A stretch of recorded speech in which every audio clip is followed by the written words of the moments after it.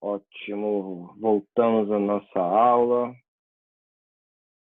dando continuidade à nossa disciplina de direito tributário. Estávamos parados na questão da competência tributária, né? As características relativas à competência tributária, a gente falou da exclusividade, da indelegabilidade, e agora uma das características que nós temos, né, é a ser incaducável a competência tributária, né? Ou seja, seu não exercício não tira da pessoa política a faculdade de a qualquer dia criar o tributo, né? Uma situação, acho que clássica aí, que provavelmente vocês devem saber de questão incaducável, né? É que existe na nossa Constituição da República uma das competências tributárias instituídas pela União Federal, que é a instituição do Imposto sobre Grandes Fortunas, né, o IGF. O Imposto sobre Grandes Fortunas tem sua previsão de competência na Constituição, mas nunca foi exercida pela União Federal. A gente não tem legislação complementar que estabeleça a instituição do IGF. Nem por isso é incaducável, ou seja, a qualquer momento, né, pode a União Federal criar este imposto e exigi-lo normalmente, desde que venha mediante legislação complementar. Isso significa ser incaducável. No exercício não significa que a pessoa política não teria o direito ao exercício dessa competência tributária. Outra situação interessante é a questão da inalterabilidade, que entende que não pode ter a dimensão ampliada pela própria pessoa política.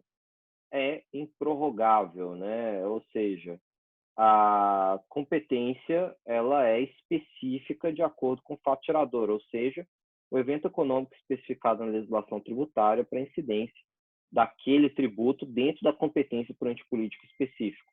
Ele não pode ter essa dimensão ampliada. Um exemplo clássico é o ICMS e ISS. O ICMS é o imposto sobre circulação de mercadorias e serviços de competência dos estados e do Distrito Federal, e o ISS é imposto sobre serviços de competência dos municípios. O não exercício da competência do ISS não significa que o ICMS pode adentrar dentro desta esfera, pelo não exercício pelos municípios. Isso é a questão da inalterabilidade, né? Então, eu não posso ter a dimensão do fato gerador ou evento econômico por incidência ampliada pelo próprio ente público, porque outro ente público não exerce a competência que é constitucionalmente estabelecida.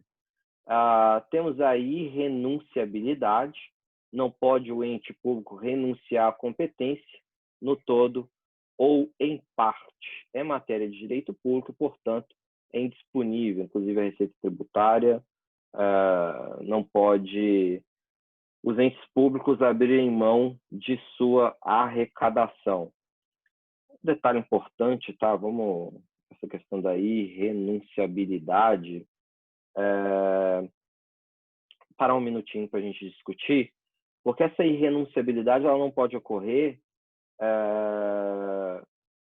na legislação ordinária. É claro que em matéria constitucional, a gente até brinca que a Constituição pode tudo, né? Essa questão da irrenunciabilidade, se prevista na Constituição, a Receita pode ser renunciada sim. E nós temos um exemplo disso, tá? A Constituição prevê que o ITR, que é Imposto Territorial Rural, que é como se fosse IPTU, mas é um imposto de competência da União Federal incidente sobre as terras rurais, ela tem como capacidade ativa para sua instituição, regulamentação e exigência específica da União Federal. Mas na própria Constituição de 1988, há uma previsão específica de que, desde que a União Federal formalize convênios com os municípios, pode a União Federal transferir a competência de fiscalização e recolhimento do ITR para os municípios.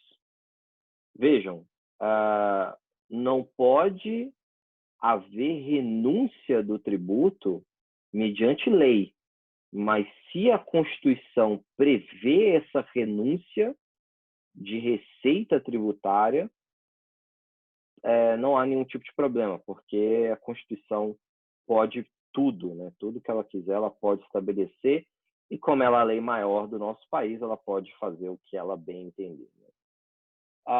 No nosso caso, nós temos o ITR, então, que é competência da União, mas através de convênios pode a União passar o produto da arrecadação, e por incrível que pareça também, em relação ao imposto de renda retido na fonte. Imposto de renda retido na fonte do funcionalismo público estadual e municipal, ele pode ficar com os estados e com o município. A Constituição também prevê esta possibilidade, essa oportunidade dos estados e municípios ficarem com o produto da arrecadação da tributação sobre a renda, mas específico sobre o funcionalismo público, ok? O IR-fonte, então, incidente sobre a folha de pagamento do funcionalismo público estadual e funcionalismo público municipal, esse produto da arrecadação pode ficar com os estados e com os municípios, ok? Isso também é previsto na nossa Constituição. A regra geral, portanto, é de irrenunciabilidade, mas a Constituição prevê algumas exceções. Na verdade, algumas exceções não, são essas duas exceções que eu citei para vocês. IR-fonte incidente sobre a folha de pagamentos do funcionalismo público estadual e municipal e o ITR da União Federal com os municípios. Outra característica importante da questão relativa à competência é ser facultativa, né? É a pessoa política quem decide se vai ou não criar o tributo. Ou seja, competência especificada na legislação e a pessoa política, União, Estados, Distrito Federal ou municípios, é que decidem se vão ou não criar aquele tributo. Podem ainda utilizar apenas parte de sua competência, criando parcialmente o tributo. Já citei aqui algumas situações, a gente tem o IGF previsto na Constituição de competência da União Federal, o qual a competência não foi exercida pela União Federal e, portanto, nós não temos imposto sobre grandes fortunas. Bom, de acordo com o sistema federativo adotado por nossa Constituição, todos os integrantes da Federação, União, Estados, Distrito Federal e municípios, eles detêm competências tributárias especificadas na Constituição. A Constituição adotou como critério 4 modalidades de competência, né? Privativa, extraordinária, residual e comum. Competência privativa é aquela atribuída exclusivamente a determinada pessoa jurídica de direito público. Os impostos são de competência privativa, pois a Constituição adotou o critério de enumerar a competência de cada integrante da federação. A gente, em termos de impostos, temos atribuição exclusiva, né? Cada um dos entes tem, nessa espécie tributária, sua competência ativa. Impostos residuais, o único que tem competência específica residual seria a União Federal, né? No caso da nossa Constituição, a gente tem essa disposição nos artigos 154 e 195, parágrafo 4º, né? Então, essa competência residual é a possibilidade de se criar outros impostos que não especificados na Constituição, e ela é unicamente da União Federal. Já a competência extraordinária é estabelecida a União para a criação de impostos em casos de guerra externa ou sua eminência. A gente viu, né, os impostos extraordinários, né? A espécie tributária, impostos, mas a gente tem esse imposto extraordinário de guerra. Na competência comum, todos os entes políticos têm a faculdade de estabelecer o tributo, devendo apenas ser responsável pelo serviço ou obra que possibilita a cobrança. Competência comum, por exemplo, a gente viu de espécies tributárias a contribuição de melhoria. A contribuição de melhoria tem competência comum a todos os entes públicos. Se a obra for da União Federal, ela pode estabelecer a contribuição de melhoria. Se a obra for do Estado, pode estabelecer a contribuição de melhoria. Se a obra for do município, pode estabelecer a contribuição de melhoria. Outra espécie tributária que tem competência comum, taxas, né? Tivemos as taxas, serviços divisíveis específicos, né? Decorrentes do poder de polícia, poder de fiscalização do ente público, quer seja União, quer seja Estado, quer seja municípios, todos têm competência comum para a instituição de taxas. Até aí tudo bem, gente? Como eu disse, qualquer situação na qual vocês tiverem dúvida, algum questionamento que vocês queiram fazer, fiquem extremamente à vontade. A competência tributária não se confunde com capacidade tributária, pois esta capacidade tributária é o poder atribuído a determinada pessoa de arrecadar, cobrar e fiscalizar o pagamento de determinado tributo. Conforme indicado acima, né, conforme eu já falei aqui com vocês, a competência tributária é indelegável. Todavia, pode o ente tributante delegar as funções de arrecadar ou fiscalizar o tributo. A gente tem aí o artigo 7º do Código Tributário Nacional. Assim, a capacidade tributária é a competência para arrecadar e fiscalizar os tributos. Em relação, então, ao nosso sistema tributário nacional, vinculados ao poder de tributar, ao sistema constitucional tributário, capacidade, competência, alguma dúvida, pessoal? Tudo certinho? Tudo tranquilo? Bom, silêncio é entendido como sim, tudo tranquilo. Vamos entrar agora numa parte da nossa disciplina que eu considero muito interessante, que são as limitações ao poder de tributar. Que também a gente continua ainda nas disposições do nosso sistema tributário nacional, e principalmente nas características do sistema constitucional tributário, né? Como já dito, o poder de tributar é a manifestação da soberania estatal e se manifesta através da competência tributária.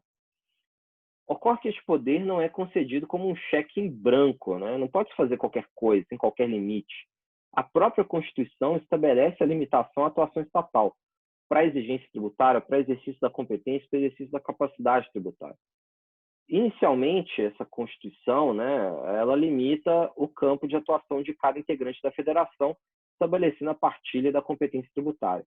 Outros limites são estabelecidos por um conjunto de princípios constitucionais e imunidades que regulamentam o exercício do poder tributário e da competência tributária. Essas normas que limitam o exercício da competência tributária, conhecidas como Estatuto do Contribuinte ou limitações constitucionais de tributar, proíbem que certas situações sejam colhidas pela força tributária do Estado, constituem vedações expressas no caso de imunidades ou limitam o poder de tributar no caso dos princípios tributários. Eu tenho um pouquinho de reticência em falar princípios tributários, apesar da nossa doutrina do direito tributário falar nesse termo princípios tributários, né? Até a nossa própria jurisprudência fala muito dessa questão envolvendo os princípios tributários. Mas quero deixar bem claro que esse conceito de princípios tributários basicamente parte de disposições constitucionais expressas, né? Seriam propriamente princípios tributários, mas normatizações constitucionais mesmo. Mas a doutrina acaba utilizando essa nomenclatura de princípios tributários e eu vou usar em alguns momentos, mas desde já quero deixar bem claro que esses princípios, bem da verdade, são disposições constitucionais expressas, né? Bom, falando das limitações ao poder de tributar, nós temos a repartição da competência tributária. O Estado brasileiro, como vocês sabem muito bem, é constituído como uma república federativa, ou seja, pela união indissolúvel da União dos Estados, Distrito Federal e municípios. É da essência do Estado Federal a descentralização e distribuição de competência entre os entes estatais. Na federação, podem ocorrer 4 campos de descentralização, que é o legislativo, produção de normas jurídicas, o administrativo, a administração própria, geralmente exercida pelo nosso poder executivo, o político, né, formação de poderes e autogoverno, e o poder judiciário, aparato judiciário próprio para exercício da força. A gente falando um pouquinho de teoria geral do Estado, comentamos, né, que nós, na formação dos Estados, como indivíduos, acabamos abrindo mão, né, das nossas direitos e garantias, direitos individuais do exercício, né, da nossa autorregulação, abrimos mão disso em benefício da construção de um Estado. Existem diversas discussões quais seriam os ganhos ou perdas, né, relacionadas a essa constituição do próprio Estado, e transferimos ao Estado essa questão da produção de normas, de administração do Estado e também do exercício do poder político e também o poder coercitivo, que geralmente é vindo do nosso poder judiciário.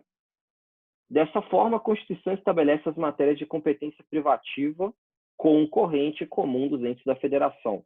Dentre as matérias de competência concorrente, conta-se o direito tributário e financeiro.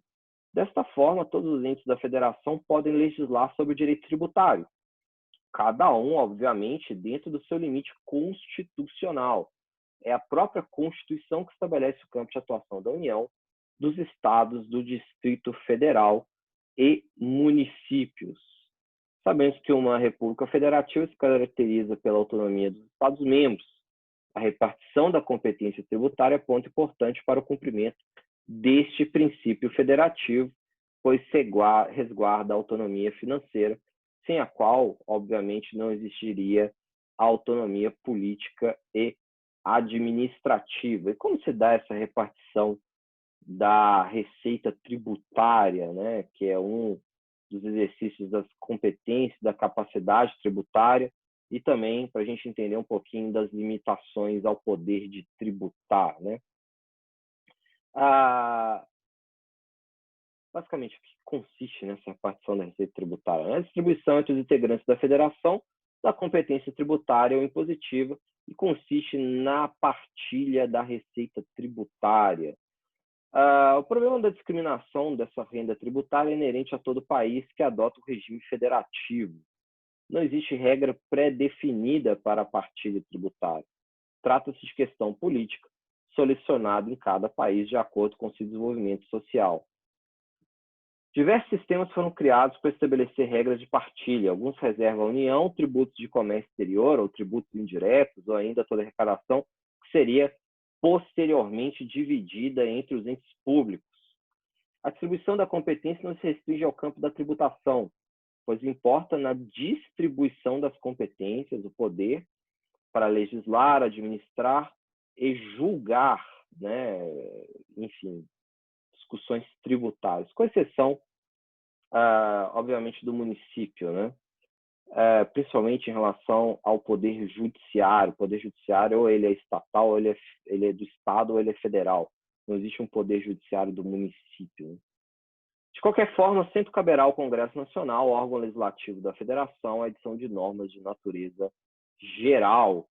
O sistema de distribuição pode adotar a forma rígida, que se divide em duas técnicas, né? Que é nominalista, nomeia os tributos, e fato gerador, separa os tributos de acordo com o evento jurídico econômico.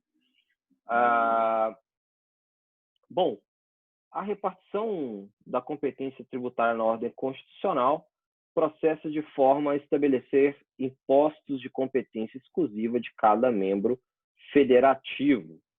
Podemos dizer que existem 4 modalidades de competência: privativa, residual, comum e a extraordinária, né? A gente já falou, inclusive, em relação a cada uma dessas competências, né?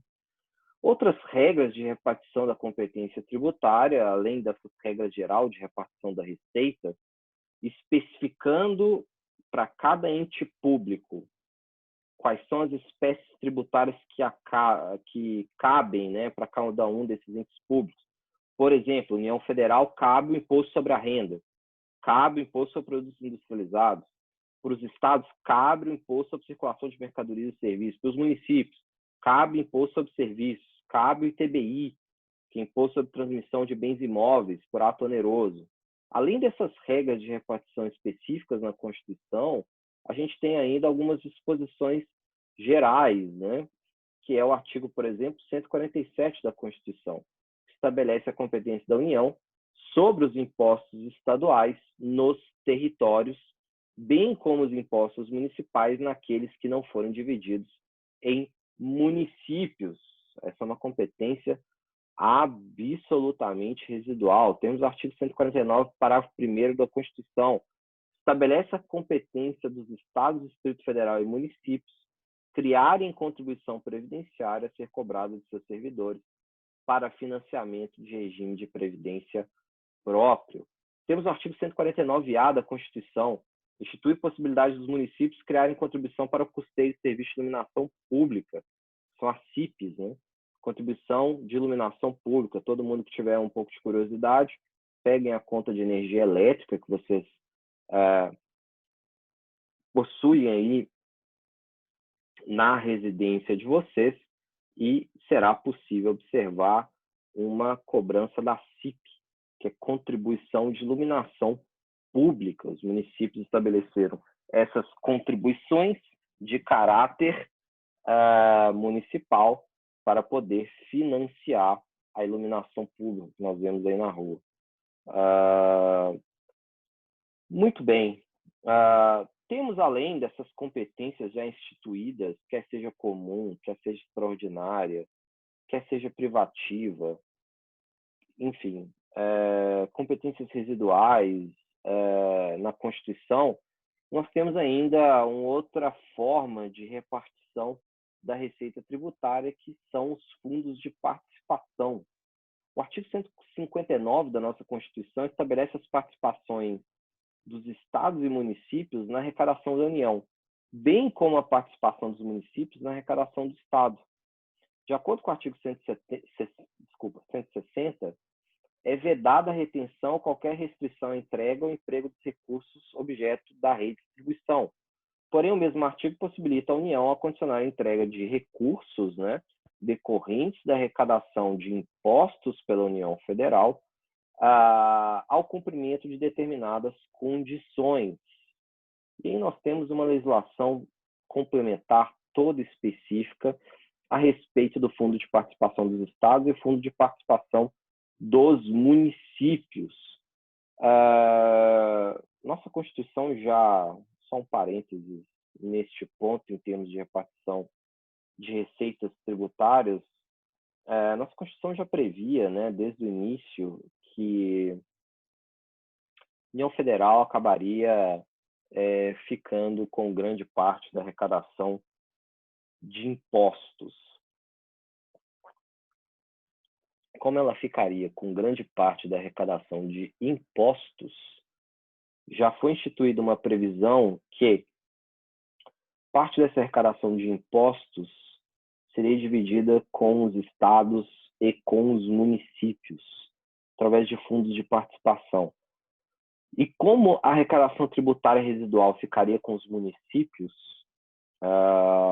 também houve uma previsão que os municípios participariam na arrecadação dos estados. Então, parte do imposto de renda e do IPI é dividido com os estados e municípios. Lembrando que o imposto de renda e IPI é competência da União Federal. E parte da arrecadação do ICMS ficaria com os municípios. Lembrando que o ICMS é um tributo de competência dos estados, tá?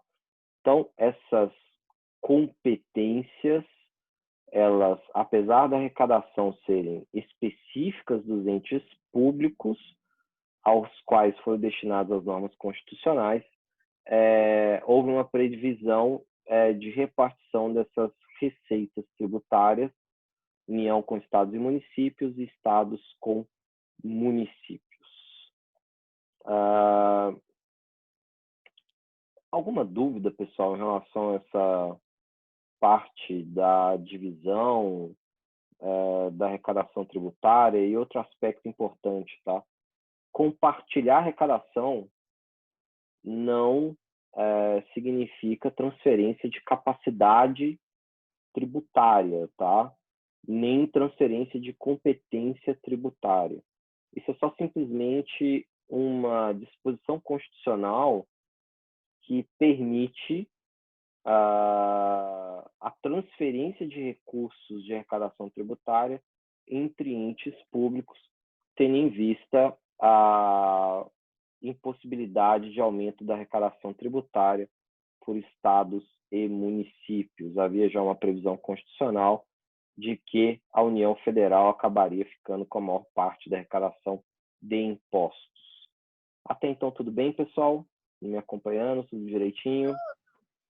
Tudo certinho. Ô, professor, Sim, diga. mas no caso, como que é definido a porcentagem para cada estado, para cada município, para a União? Boa pergunta. O que a Nicole está perguntando é como fica estabelecido os critérios de divisão dos fundos de participação dos estados e municípios. Correto, Nicole?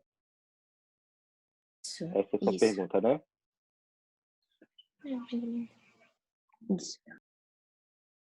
Foi essa a sua dúvida apresentada? Desculpa. Sim. Tá bom.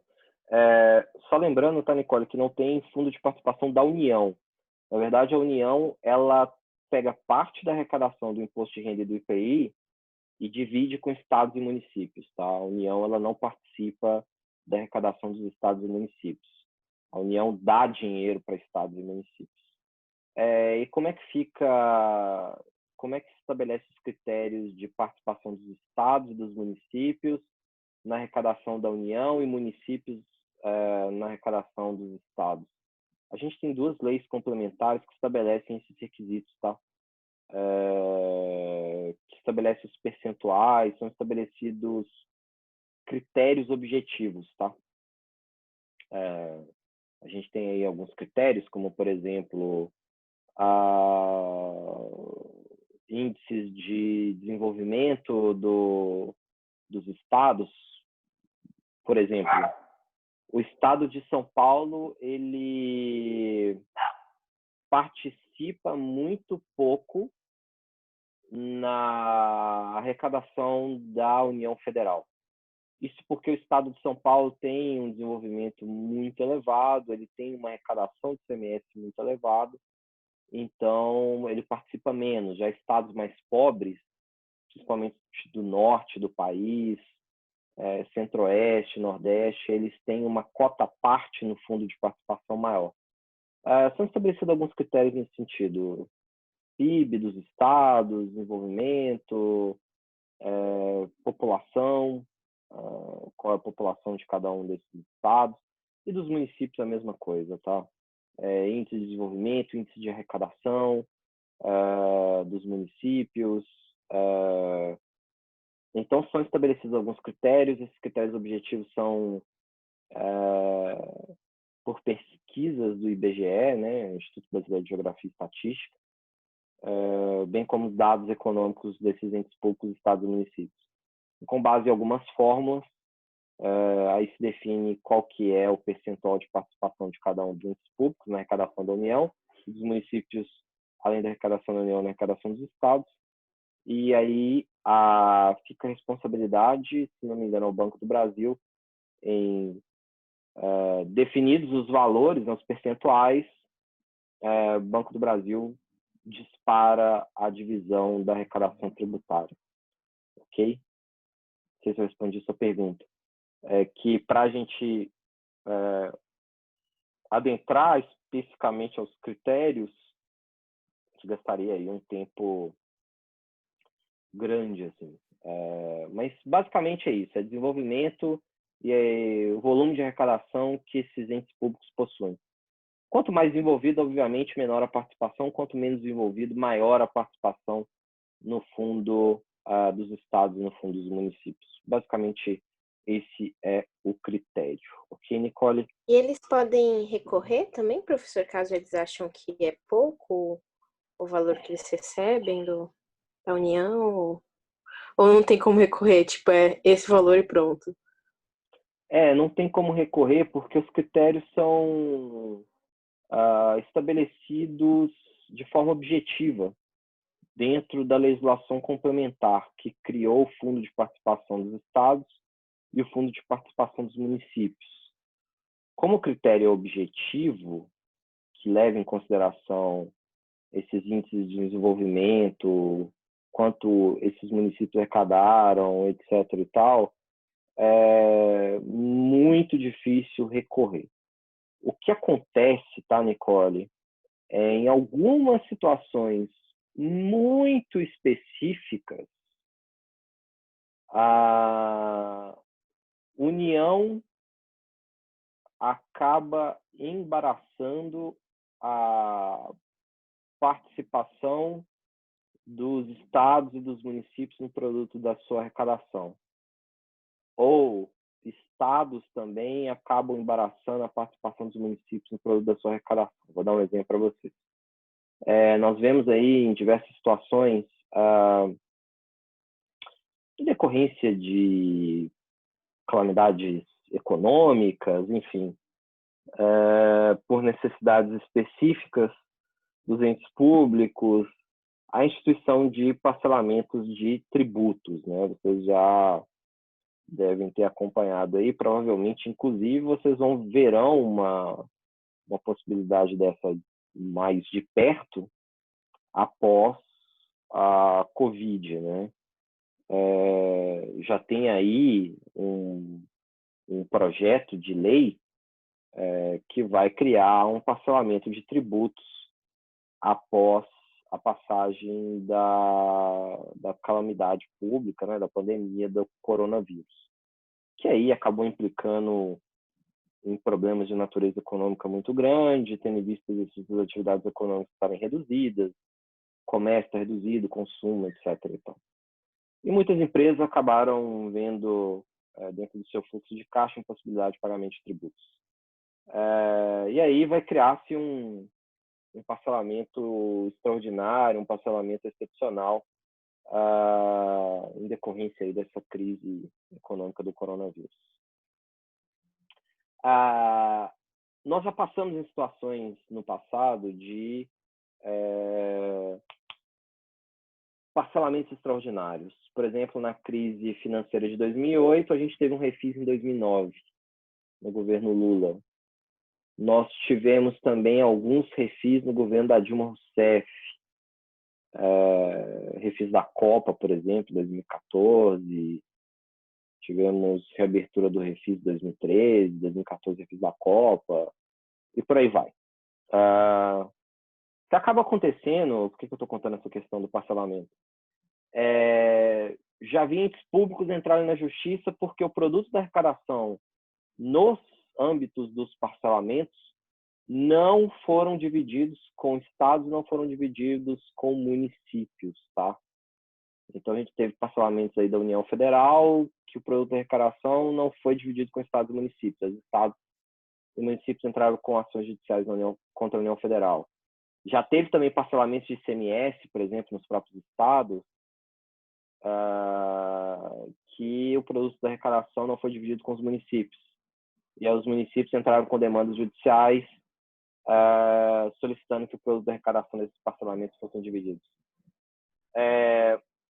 Na verdade, assim, a briga não é pelo critério, tá, Nicole? A briga não é pelo critério previamente estabelecido para a participação dos estados e municípios no produto da arrecadação de um com os outros. As brigas que eu vejo são muito mais de situações que os poderes políticos acabam escondendo o produto da arrecadação. Ou já vi brigas também da União Federal não repassar recursos, por exemplo, do Fundo de Participação dos Estados, porque determinado estado não estava com regularidade fiscal em relação à contribuição previdenciária.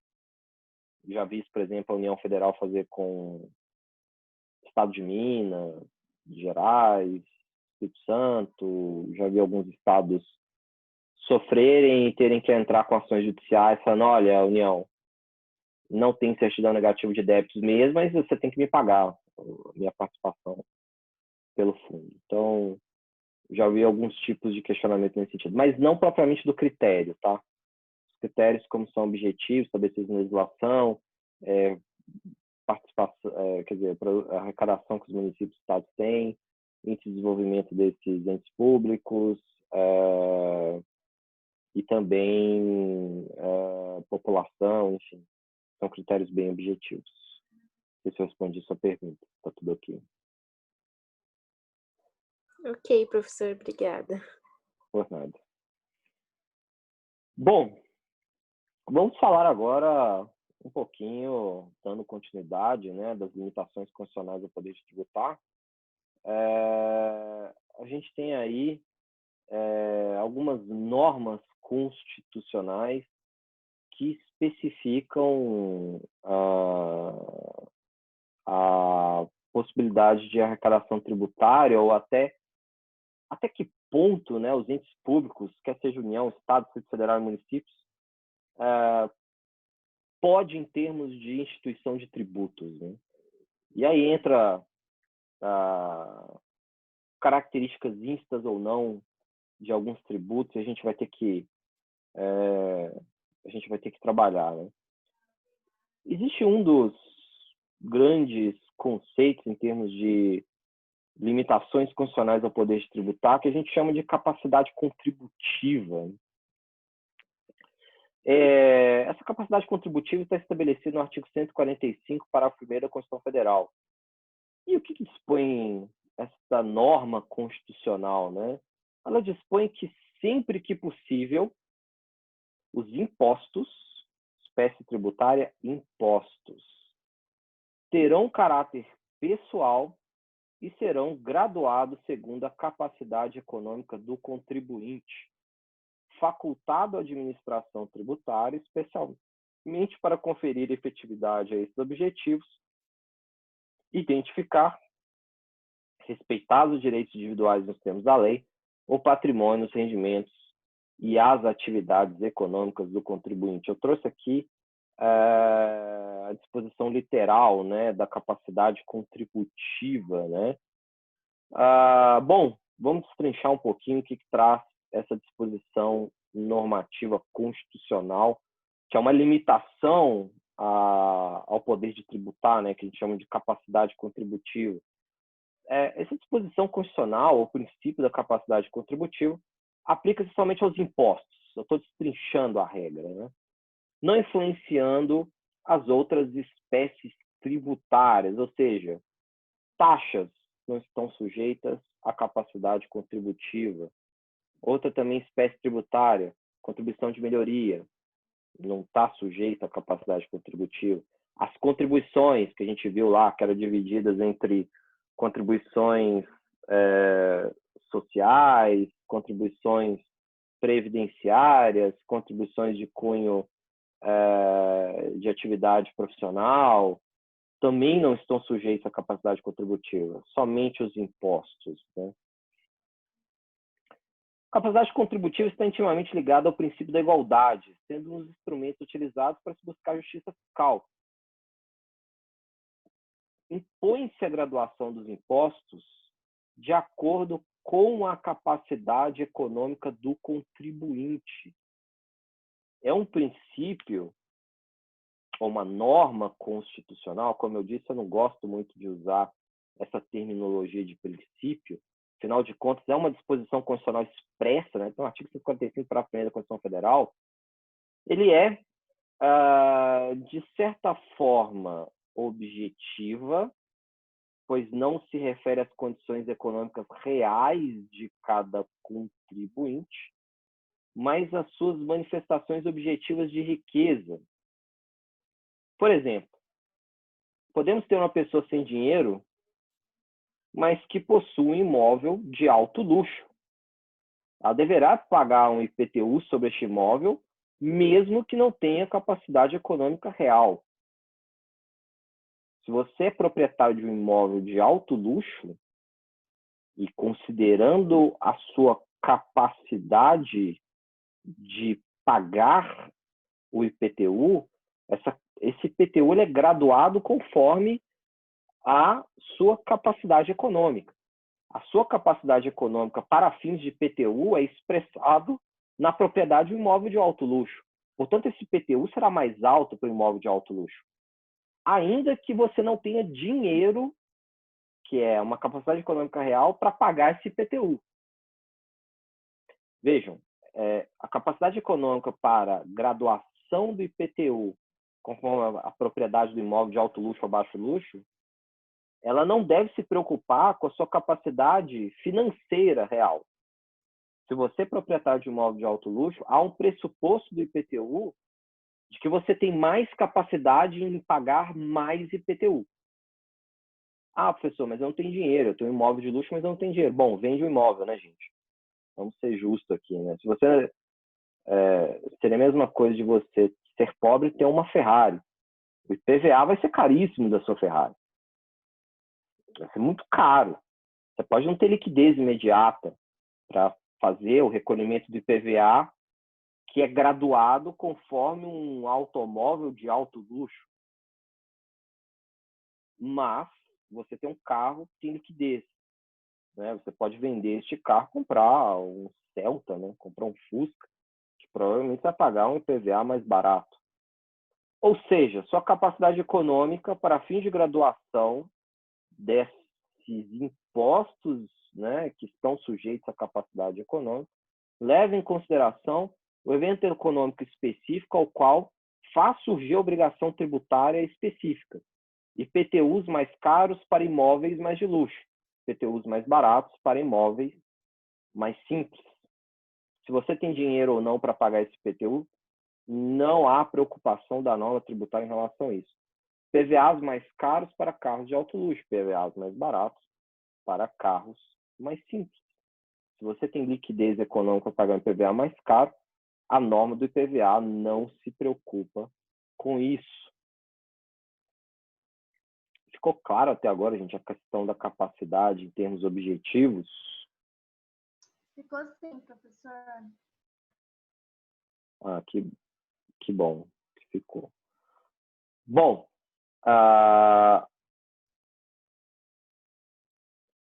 esse mesmo IPTU, que pode, nessa questão do imóvel de alto luxo, com a Emenda Constitucional 29 de 2000, pode ser progressivo em razão do valor do imóvel. Esta é uma aplicação do princípio da capacidade contributiva, né? A gente vê uma norma constitucional especificando uma progressividade. Quanto mais caro o imóvel, quanto mais de luxo for o imóvel, maior é a alíquota, né, do IPTU para incidência nestes imóveis.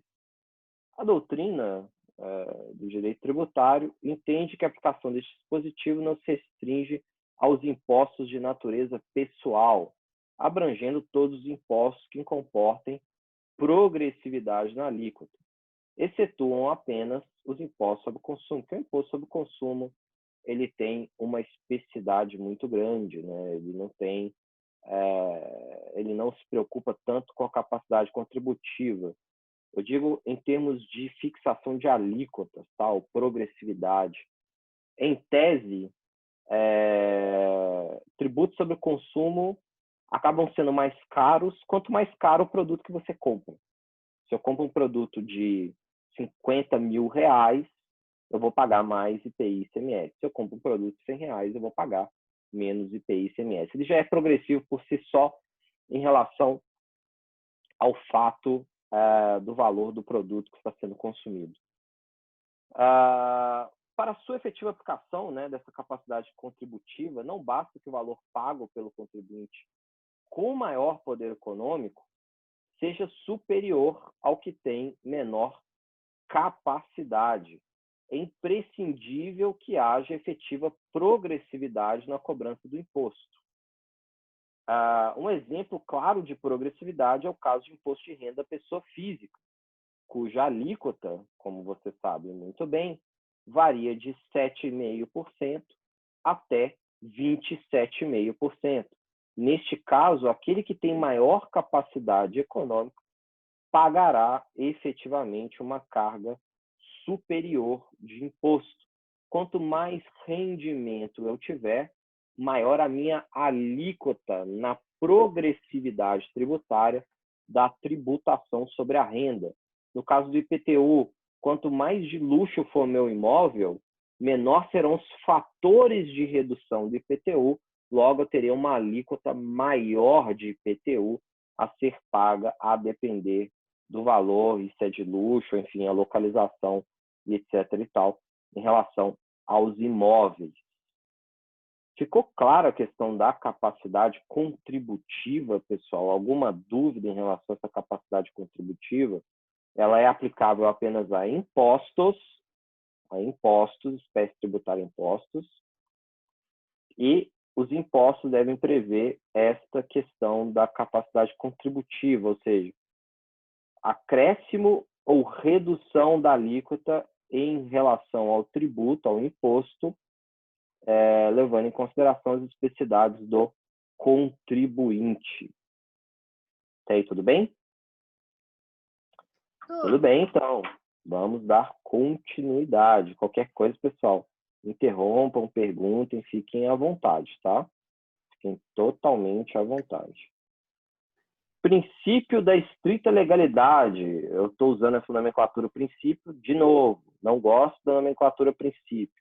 A legalidade, ela decorre da própria disposição constitucional expressa. Ela não é um princípio, tá? Então, a norma constitucional da legalidade no direito tributário decorre diretamente do artigo 5º da Constituição Federal, como diz, em disposição normativa expressa.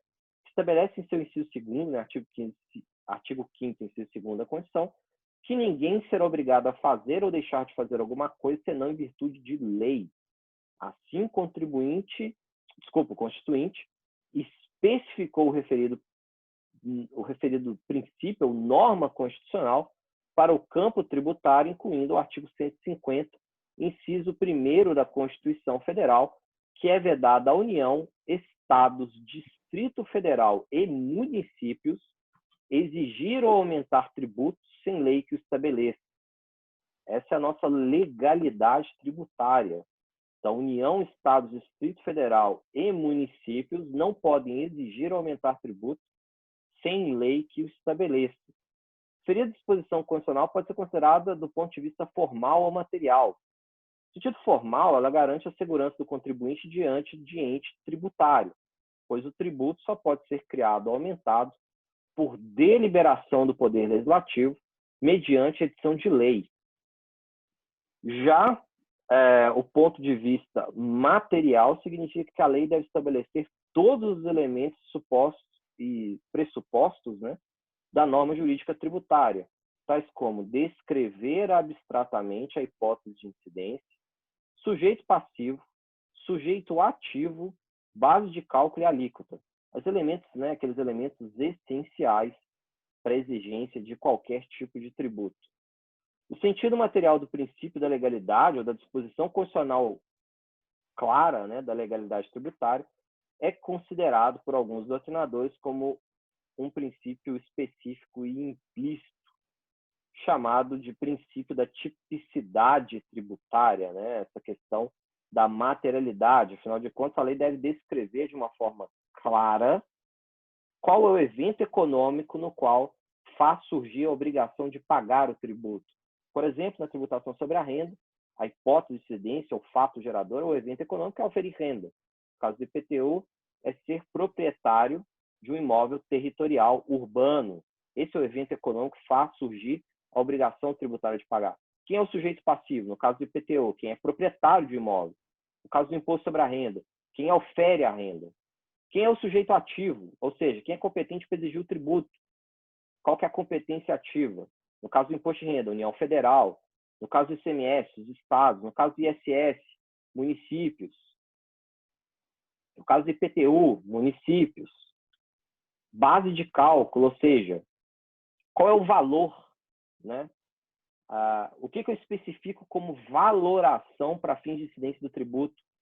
No caso dos imóveis, por exemplo, IPTU, eu tenho o valor venal do imóvel. Essa é a minha base de cálculo. O valor venal é um valor de referência que o município tem se os imóveis fossem transacionados em mercado. ele solta uma tabela e você verifica o seu imóvel de acordo com a localização e ele especifica se esse imóvel fosse transacionado com terceiros, ou seja, numa situação de compra e venda, qual que seria o valor da transação. O município divulga qual que é o valor venal do município. Essa é a base de cálculo. Valor venal. E a alíquota. A legislação deve estabelecer qual que é a alíquota do IPTU, qual que é a alíquota do imposto de renda. A gente viu a questão da capacidade contributiva, né? O imposto de renda tem uma progressividade, respeitando a capacidade econômica de cada contribuinte, que varia de 7,5% até 27,5% a incidência da tributação sobre a renda. Então, eu tenho alíquotas progressivas especificadas na lei. A gente está falando aqui do princípio da legalidade tributária, ou a norma constitucional da legalidade tributária. Não posso exigir aumentar tributo sem lei que estabeleça. O seu aspecto formal tem que ter lei, o seu aspecto material, todos os critérios de uma forma mais clara e possível para exigência da obrigação tributária. Essa norma da legalidade tributária é um dos mais importantes no direito tributário, pois a lei é a fonte primária do tributo. Nós não podemos exigir nem aumentar tributos sem lei que estabeleça. Existe uma impossibilidade constitucional de atitudes que constituam constrição de patrimônio ou valores financeiros das pessoas sem lei que estabeleça esse tipo de requisito. Assim, pela estrita legalidade, cada ato concreto do fisco que importe em exigência aumento de tributo deve estar autorizado em lei. Essa deve limitar a atuação do fisco.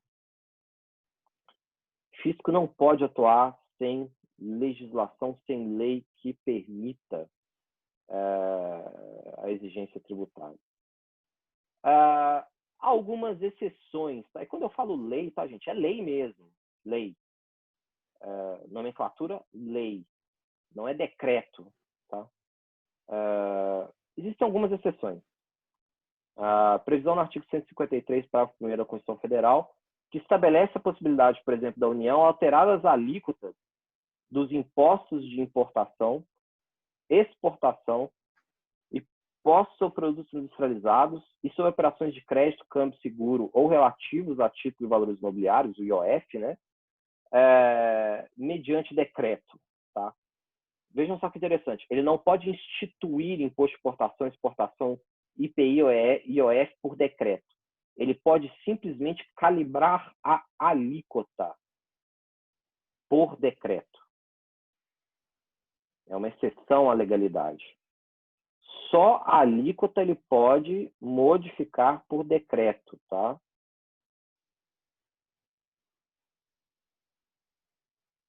Somente alíquota. Ok? Por que alíquotas? Bom, vocês não fizeram essa pergunta, mas eu estou fazendo para vocês.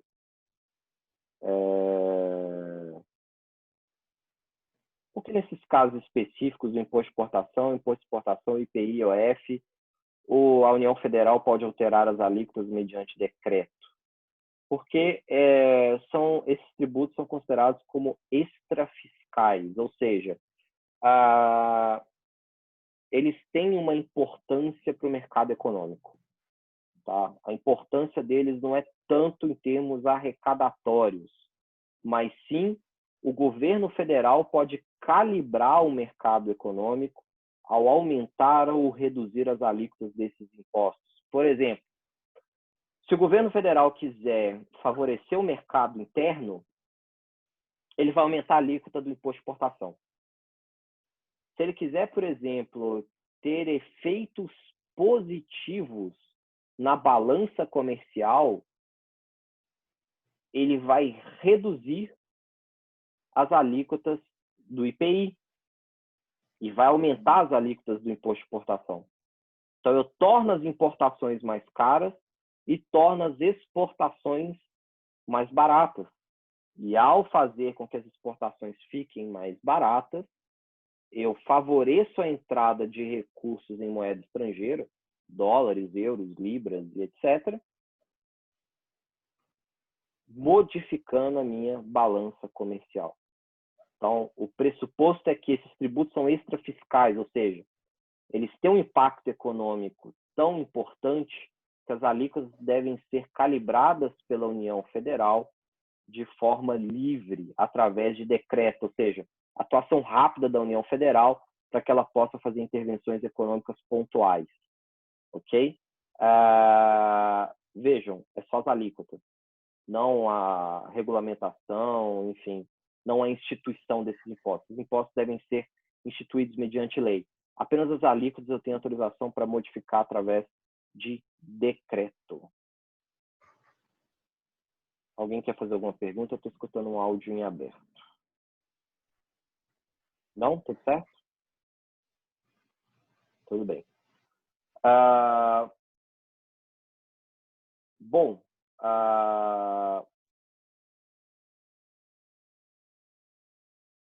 nós estamos chegando já no fim da aula. Na questão da legalidade, acho que esse é um dos aspectos mais importantes. Vamos responder a pergunta da Natália que foi colocada aqui. Professor, saindo um pouco do assunto da aula, por que um sócio de uma empresa limitada pode ser concursado e um MEI não pode ser MEI e concursado? Bom, Natália, isso aqui é um pouco de legislação de administração, né? Direito administrativo, isso aqui. A lógica por trás é que se você é sócio de uma empresa, não necessariamente você está exercendo atividade laboral, né? Você é apenas sócio, você pode ser um sócio investidor. Você pode aportar recursos, a empresa limitada vai utilizar esses recursos para exercer atividade econômica e esse sócio concursado não vai exercer atividade profissional. Ele vai só receber distribuição de lucros, tá? Inclusive, se ele for exercer atividade profissional como empregado, o sócio pode exercer atividade profissional e ele recebe prolabore para tanto, né? Se ele assim o fizer, tem que ser compatível com a carga horária que ele exerce como concursado. Já o MEI, ele é microempreendedor individual, já é pressuposto que ele exerce atividade profissional. Logo, não é compatível com alguém que é concursado, a não ser que a carga horária o permita, tá? Mas não, já é pressuposto de não ter compatibilidade de horário, ok? Então, essas são as diferenças. Até porque existem concursados que são dedicação exclusiva, enfim, tem uma infinidade de questões de direito administrativo que devem ser levadas em consideração. Por isso que MEI não pode ser concursado, tá? Isso é um pouquinho do tópico da aula, mas em relação ao que foi exposto da capacidade contributiva e da legalidade dessas limitações constitucionais ao poder de tributar, alguma dúvida, pessoal? Alguma questão que vocês gostariam de colocar? Não? Bom, então dou por encerrada a aula de hoje, né? Obrigado pela presença de todos. Para aqueles que têm aula no sábado de manhã, essa aula está sendo disponibilizada, gravada, né? Através do YouTube. Eu vou fazer o upload da gravação e colocar no nosso Moodle, disponibilizando para que todos assistam e me colocando absolutamente à disposição caso vocês tenham qualquer dúvida, qualquer questionamento. Pode mandar e-mail, pode mandar WhatsApp, pode mandar mensagem no Moodle, enfim, pode me acessar por qualquer meio necessário. Muito obrigado por todos, pela presença aí de vocês hoje. Agradeço bastante e até semana que vem. Giovana está perguntando, então sábado de manhã não haverá aula síncrona? Não neste sábado, tá? No sábado que vem, sim. Gabriela perguntou também, professor, então vamos manter essa lógica? Sim, na sexta-feira de manhã, aula ao vivo, síncrona, né? E no sábado também vai ser aula síncrona, só amanhã que não vai ter aula síncrona, tá? Sábado que vem vai ter aula síncrona, sim. Tanto sexta quanto sábado, aula síncrona. Ok? Combinados? Vamos manter essa lógica. Mais alguma dúvida que vocês queiram expor? Então, tudo certo. Posso mandar sim, Gabriela, o recado oficial no Moodle, que amanhã não vai ser aula síncrona, mas no próximo sábado vai ser aula síncrona sim. Ok, eu vou mandar, Gabriela. Por nada. Muito obrigado a todos. Bom fim de semana, bom descanso. Obrigado aí pelos votos de recuperação. Muito obrigado. Bom fim de semana. Tchau a todos.